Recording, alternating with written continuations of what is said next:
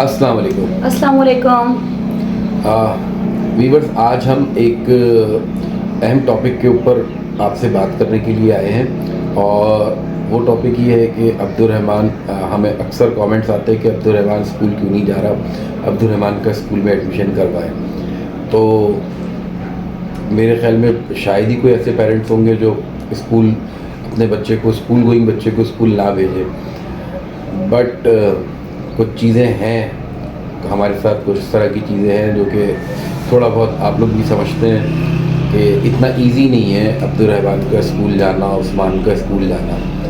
हालांकि हमारे पास डॉक्टर की सारी डॉक्यूमेंट्स मौजूद हैं जिस पे डॉक्टर ने ये मेंशन किया हुआ है कि ये बीमारी जो है वो लगने वाली बीमारी है नहीं। एक्चुअली अगर मैं इस बीमारी को समराइज़ करके बताऊं तो हमारे बच्चों को हर एक नॉर्मल इंसान से प्रॉब्लम है, मुझसे प्रॉब्लम है, फ़ायदा से प्रॉब्लम है, हर एक नॉर्मल इंसान से प्रॉब्लम है। उसकी बेसिक वजह ये है कि उनकी जो स्किन की फर्स्ट लेयर है, जो आपका बैरियर होती है, वो नहीं है, वो चटकी हुई है। वो रोज़ाना बनती है, बनने की कोशिश करती है और रोज़ाना उखड़ जाती है। और उनके पोर नहीं है, तो पोर ना होने की वजह से उनको पसीना नहीं आता, उनके पूरे बॉडी पे बाल नहीं है। सर के बाल जो आप लोग देखते हैं वो भी ऐसे है कि ऐसे यूँ पकड़ो और निकालो तो निकल जाए, हाथ में आ जाए बाल। और बॉडी पे तो बाल है ही नहीं उनके, ना आईब्रोज़ है, ना आई लैशेस है, बाकी पूरी बॉडी पे भी बाल नहीं है। उसकी बेसिक वजह यही है कि उनको पोर नहीं है। उनके पोर ना होने की वजह से उनको पसीना नहीं आता। तो जो आगे चल के इंटरनल मामला उन्होंने फेस करने, वो तो अल्लाह मालिक है उसके लिए। तो फ़िलहाल जो अभी जो उनके साथ प्रॉब्लम आती है, उनको पसीना जो नहीं आता, तो उसकी वजह से बॉडी हल्की सी स्मेल भी करती है, स्किन झड़ती है डेली बेसिस पे। तो अब इस कंडीशन में स्कूल भेजना, एक तो अब्दुर्रहमान की ख्वाहिश है स्कूल जाना, एक बीइंग अ पेरेंट्स हम चाहते हैं कि हम अब्दुर्रहमान को स्कूल भेजें, हम उस्मान को स्कूल भेजें। लेकिन ये जो कुछ चीज़ें हैं वो इस तरह की चीज़ें हैं जो कि उनका कॉन्फिडेंस बिल्कुल ज़ीरो कर देंगी। तो मैं नहीं चाहता कि अभी बिल्कुल जब वो उस एज में है कि जिस एज में उन्होंने चीज़ों को सीखना है और आगे बढ़ना है, उस एज में उनके साथ उनका कॉन्फिडेंस जो है वो बिल्कुल ज़ीरो हो जाए। तो मैं आपको कुछ पास की चीज़ें बताता हूँ। वो ऐसे कि जैसे फ़ायदा मेरे पीछे लगी रही कि यार अब्दुर्रहमान को एडमिशन करवाना है। मैं समझता था कि एडमिशन इतना इजी नहीं होगा, लेकिन मैं कई दिनों तक कहता रहा कि हाँ ठीक है करवाएंगे, होगा। मैं एक स्कूल में लेके गया था, मैं एक स्कूल में शूट के लिए गया था। तो वो डाउन सिंड्रोम बच्चों का स्कूल था। तो मुझे लगा कि यार शायद अब्दुर्रहमान के लिए ये सही रहेगा। दीवा अकेडमी। हाँ, दीवा अकेडमी। तो फिर हम वहाँ पर गए। मैडम ने बड़ा अच्छा वार्म वेलकम किया, क्योंकि उनको मैं पहले बता चुका था। उन्होंने कहा कि एक दिन क्लास दिलवाते हैं। तो मैं, फ़ायज़ा, अब्दुर्रहमान, उस्मान गए और उन्होंने दोनों को क्लास में भेजा। तो उस्मान तो वापसी आ गया था। खैर उस्मान उस वक्त छोटा भी था।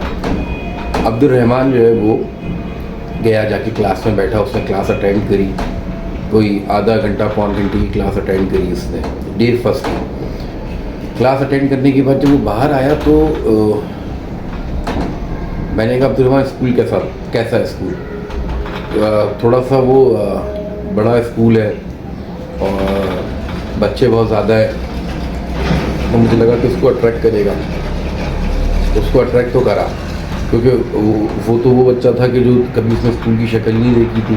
उसके लिए एक नई चीज़, खुशी की, जो हर बच्चे के लिए एक खुशी की बात होती है कि वो स्कूल जाए। और हमारे लिए ऐसे सोचना कि अब्दुर्रहमान को स्कूल भेजना है, उसका एक सबसे बड़ा रीज़न ये है कि अब्दुर्रहमान की डिज़ीज़ तो है, उसके साथ साथ माशाल्लाह अब्दुर्रहमान का कॉन्फिडेंस और जो वो चाहता है वो अल्हम्दुलिल्लाह, मैंने आपको बताया था वीडियो में कि वो एक्स्ट्रा ऑर्डनरी जीनियस है, जो नॉर्मल बच्चे होते हैं उससे ज़्यादा उसको हर चीज़ की अवेयरनेस है कि स्कूल जाना है, वो स्कूल की एज में है। जब वो उस दीवा एकेडमी में फर्स्ट टाइम क्लास अटेंड करी है उसने, तो आने के बाद उसने, जब मैंने उससे सवाल किया कि अब्दुल रहमान कैसा स्कूल है, तो उसने आगे से कहा स्कूल तो अच्छा है, पर अब्बा कोई बात ही नहीं कर रहा था।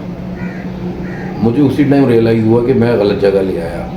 रज़ी ने मुझे नहीं बताया वहाँ पर कि अब्दुल रहमान ने रज़ी को ऐसा आंसर किया है। अब मैं वहाँ से एक माइंड सेट करके अपना आ गई कि हमने यहीं भेजना है। ये मुझे भी समझ में आ गया था क्योंकि वो बहुत अच्छी मैडम थी, उन्होंने बहुत अच्छा बच्चे को प्रोटोकॉल दिया। इतना ज़्यादा जो नॉर्मल हमें फेस करना पड़ा बाद में, उन्होंने ऐसा कुछ नहीं बताया, उल्टा उन्होंने मुझे और ज़्यादा मज़ीद चीज़ें बताई, गाइड करी। उन्होंने एक टीचर से मुझे मिलाया और स्पीच थेरेपी की क्लास अब्दुल रहमान की हुई 1 घंटे की। तो मुझे भी ये हुआ कि चलो बच्चा मेरा जाने लग जाएगा, क्योंकि मुझे रज़ी ये बोलते थे कि शायद रज़ी लेकर नहीं जाते थे, वो हम आगे बताएंगे आपको कि उसकी क्या वजह थी जो रज़ी मुझे एडमिशन के लिए मना करते थे। मैं एक चीज़ को शायद खुद को झुटलाती थी कि नहीं अब्दुल रहमान माशाल्लाह नॉर्मल है, ये जाएगा। मैं उसकी डिज़ीज़ को मैंने हमेशा साइड पे रखा और उसकी वजह यही है कि उसका जो आज कॉन्फिडेंस है कि वो खुद भी इस चीज़ को इस तरह लेकर चल रहा है कि डिज़ीज़ है, ठीक है, लेकिन वो बाद में, पहले मैं हूँ, मैं कौन हूँ सब मुझे जाने। वो आप लोग देख रहे हैं कि अब्दुल रहमान माशाल्लाह कितने ज़्यादा कॉन्फिडेंट है अब्दुल रहमान। और माशाल्लाह मेरी एक और मदर से बात हुई थी, 1-2 लोगों से और बात हुई जिनको ये प्रॉब्लम है, तो मुझे पता चला कि वो बच्चे इतना ज़्यादा सही से बोल नहीं रहे हैं। और अब्दुल रहमान भी काफ़ी टाइम तक अभी भी उसकी स्पीच में काफ़ी प्रॉब्लम है, उसको ड्रोलिंग बहुत ज़्यादा है। और मतलब अगर टिश्यू अगर वो थोड़ी देर के लिए पकड़ता है तो उसका टिश्यू फ़ौरन ही गीला हो जाता है, जो नॉर्मल चीज़ नहीं है। वो खाना खा रहा होता है तो उसको ड्रोलिंग हो रही होती है। उसकी भी स्पीच थेरेपी की भी क्लासेस चल रही थी। अभी 1-1.5 महीने से अभी ज़रा शिफ्टिंग के लिए हमारा शिफ्टिंग की वजह से अभी वो ज़रा ऑफ हुआ है। तो रज़ी ने मुझे नहीं बताया, मैं बहुत ज़्यादा एक तरीके से एक्साइटेड हो गई थी कि चलो ठीक है, एक अच्छा अब्दुल रहमान को एक एटमॉस्फेयर मिल रहा है और मैडम भी सिंक हैं और बच्चे की डिज़ीज़ का भी इशू नहीं हुआ यहाँ पर। तो मैं घर आ गई। फिर रज़ी को अब्दुल रहमान ये बोल चुका था और ये बात मैंने भी वहाँ पर सोची थी, क्योंकि वहाँ सारे ही बच्चे मुझे इस तरह के डिसेबल चाइल्ड्स थे, वहाँ पर बच्चे थे, इस तरह के डिसेबल बच्चे थे वहाँ पर।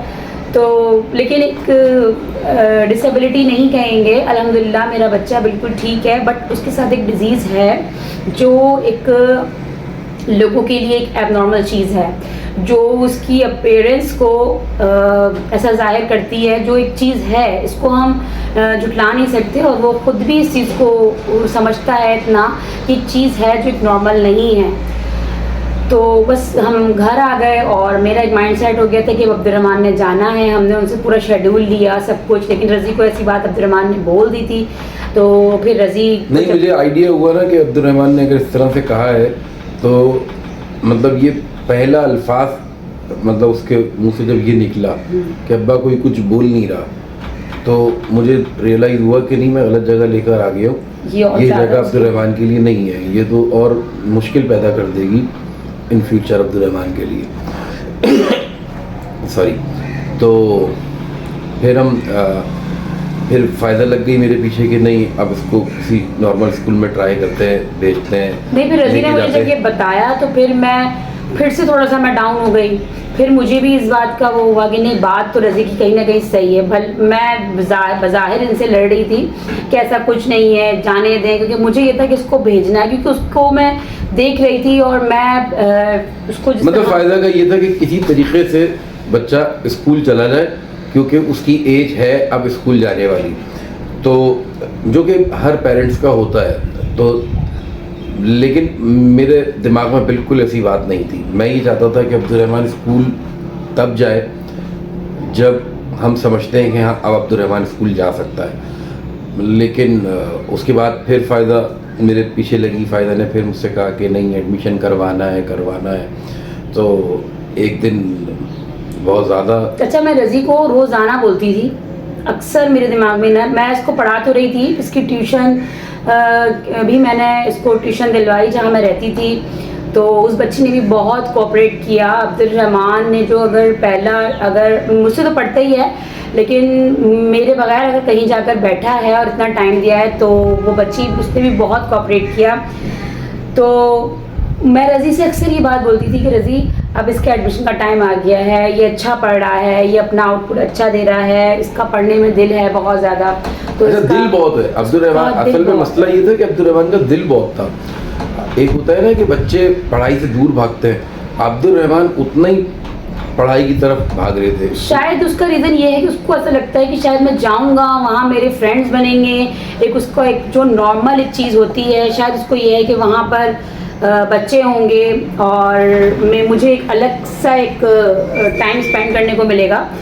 वो बच्चा है, जाहिर सी बात है, उसको इतना ज़्यादा भी इस चीज़ का अंदाज़ा नहीं है जो हम उसके लिए सोच रहे हैं। तो मैं रज़ी से अक्सर बोलती थी कि रज़ी, इसका एडमिशन कहाँ करवाना है, ये करना है, क्योंकि वो लाज़मी सी बात है हमारा बड़ा बेटा है और मैं उस्मान और सुभान इनके बारे में कुछ सोच भी नहीं सकती जब तक मैं अब्दुल रहमान के बारे में कुछ ना सोचूं। तो रज़ी रोज़ाना बात टाल देते हैं, मतलब ऐसे कि नहीं मैं बिज़ी हूँ। मतलब अक्सर ऐसा होता था कि मैं सुबह उठा रही होती रज़ी को कि रज़ी आज चलते हैं, आज चलते हैं, आज विज़िट करते हैं। खैर इस तरह से फिर छुट्टियाँ आ जाती थी, वेकेशन आ जाती थी, तो रज़ी बोलते थे स्कूल तो अब ऑफ है। रज़ी का एक अलग माइंड सेट हुआ।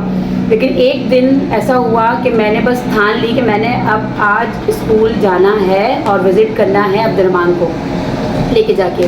बस मैंने ये ना दिमाग में बना लिया था कि हमेशा रज़ी यही कहता है। रज़ी ने उस दिन रज़ी मना भी नहीं कर पाए, रज़ी को कहीं जाना भी नहीं था, इत्तेफाक सी बात है। तो रज़ी कितना मना करते, रज़ी के पास कुछ और रीज़न नहीं था, इतना कि हम आपस में हमारी एक लड़ाई हो जाती थी सीरियस। ऐसे ही रज़ी कि मुझे लगता था, मैं बोलती थी आपको क्या है, आप क्यों इस तरीके से मुझे इतना वो करते हैं। खैर फिर इस तरीके से एक दिन हुआ कि ज़बरदस्ती मैं रज़ी को तैयार करके लेकर चली गई और रज़ी चले भी गए। तो एक दिन जो है वो फ़ायदा मेरे पीछे पड़ गई कि नहीं, आज तो किसी भी सूरत जाना ही जाना है और एडमिशन करवाना ही करवाना है। तो मैं भी नहीं रोक पाया, मैंने बोला अच्छा चलो चलते हैं। हम एक स्कूल चले गए जो कि अच्छा बड़ा स्कूल है, पाकिस्तान भर में उसकी ब्रांचेज़ हैं, हमारे घर के पास ही था। तो मैंने कहा इतना दूर भी नहीं है, चलो यहीं चलते हैं लेके। अब जब हम गए वहाँ पर तो हमने उनसे बात करना शुरू करी। तो फ़ायदा जो है वो उनको सब चीज़ें नहीं बताना चाह रही थी, लेकिन मैंने उनको एक एक चीज़ बताई, सारी चीज़। इनफैक्ट कि मैंने मोबाइल खोल के इंटरनेट पे डिज़ीज़ लिखा और डिज़ीज़ लिख के उनको पिक्चर्स दिखाई बच्चों की कि ये बहुत सीवियर है, हमारे बच्चों को इतना सीवियर नहीं है, इससे कम है। तो आप ये देख लें कि इस तरह के बच्चे और इस तरह के बच्चों को आपने, अगर आपको लगता है कि हाँ आपके यहाँ पे इजीली बच्चों का एडमिशन हो जाएगा और उससे बकाया के पेरेंट्स या दूसरे बच्चे डिस्टर्ब नहीं होंगे, तो आप अच्छे तरीके से सोच के बताएं हमको कि अगर हो सकता है एडमिशन तो बताएं। सॉरी। तो उन्होंने एक और टीचर को बुलाया, मशवरा किया, सारा ख़ुद भी उन्होंने इंटरनेट पर चेक किया, सब चीज़ देख के। अच्छा, मैंने ये भी कहा कि मैं जानता हूँ कि मेरे बच्चों को एक्स्ट्रा केयर की ज़रूरत होगी और इस वक्त मैं इस पोजीशन में था कि दोनों का एडमिशन करवाना था। मैंने कहा मैं दोनों का एडमिशन करवा दूँगा और अगर आप एक्स्ट्रा केयर करेंगे तो मैं एक्स्ट्रा पे करने को भी राज़ी हूँ। तो उन्होंने कहा नहीं, एक्स्ट्रा पे की तो बात नहीं है, आप जो है वो बच्चे को ले आए, मुझे लगता है कि हम इनका एडमिशन कर लेंगे। तो अब फ़ायदा के लिए तो उससे बढ़ के और कोई बात नहीं थी। मैं इतने अरसे से इस बात को टाल रहा था और पहले ही स्कूल हम लेके गए और उनको सारी चीज़ें बताई। सारी चीज़ें बताने के बाद वो एग्री हो गए। तो हमने तो अगला मिनट ज़ाया नहीं किया, हम वहाँ से उठे और घर गए, बच्चों को उठाया, बच्चों को लेके आ गए। तो बच्चों को लेके आए तो उन्होंने कहा एक काम करते हैं कि बच्चों को टेस्ट के लिए भेज देते हैं और आप ये फॉर्म फिल कर दें। तो हम लोग फ़ायदा फॉर्म फिल करने लग गई, बच्चे टेस्ट के लिए चले गए। तो थोड़ी देर बाद एक टीचर आई और उन्होंने कहा कि एक्सक्यूज़ मी मैम, आप ना थोड़ी देर के लिए रुक जाएं, इस फॉर्म को अभी फिल ना करें, थोड़ी देर रुक जाएं। तो मतलब वो लम्हा ऐसा था कि हमें आइडिया हो गया था कि कोई ना कोई, मुझे नहीं हुआ था, नहीं मुझे तो बिल्कुल रियलाइज हो गया था कि कुछ गड़बड़ है। फिर उनके स्कूल में जो सबसे बोल्ड टीचर थी, जो इजीली हर किसी को फेस कर सकती थी और किसी को भी कोई भी जवाब दे सकती थी और कुछ भी कह सकती थी, वो उनको लेके आए हमारे सामने। वो एक नया चेहरा था, उससे पहले हम 3 लोगों से मिले थे स्कूल में, ये एक चौथी टीचर थी जो हमारे सामने आई और बड़े बोल्ड तरीके से उन्होंने हिम्मत करके कोशिश करी हमें ये बताने की